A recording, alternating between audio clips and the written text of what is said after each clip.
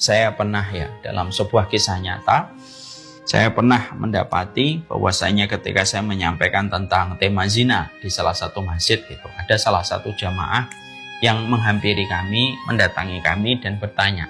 Beliau ini saya kenal, sangat familiar wajahnya karena selalu berada di depan kalau ada kajian.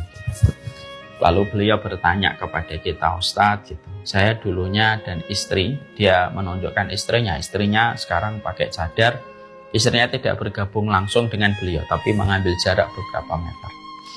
Lalu beliau katakan kepada saya pertanyaan, saya dulu khilaf Ustadz bersama istri saya. Ketika kami dulu belum menikah, kami khilaf melakukan perbuatan zina dan kami ulang-ulang perbuatan zina itu sampai akhirnya istri saya hamil sebelum pernikahan. Kami menikah usia kandungan 3 bulan dan ternyata kandungan kami ketika lahir adalah perempuan. Maaf Ustadz, beliau melanjutkan pertanyaannya. Nanti kalau anak saya menikah,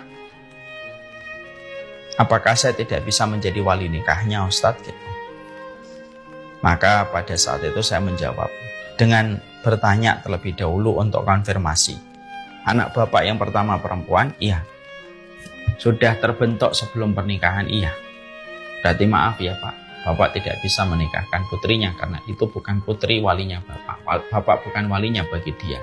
Beliau sedih gitu ya, beliau nangis menahan air matanya, istrinya menutup wajahnya gitu dan menunjukkan betapa sedihnya yang beliau rasakan. Beliau mengulang kembali sebuah kata, Ustadz, saya sudah bertobat, istri bertobat, apakah itu tidak bisa mengubah? Tidak bisa mengubah. Kalaulah hukum ini milik saya, Bapak, tentunya mungkin saya akan memberikan empati untuk Bapak, tapi maaf ya, bahwasanya dalam persoalan ini hukum itu miliknya Allah dan saya tidak bisa mengubah apa yang telah ditetapkan di dalam hukum fikih sebagaimana dijabarkan oleh para ulama.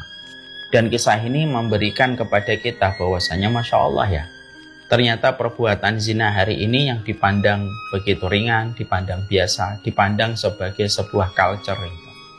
Karena serangan masif culture yang datang dari mereka yang tidak beriman, ditambah keroposnya kita dalam pendidikan, ditambah lagi kendali yang harus dilakukan orang tua juga sangat lemah gitu. Akhirnya kita mendapati bahwasanya anak muda hari ini menganggap biasa perbuatan zina, padahal dia tidak pernah biasa.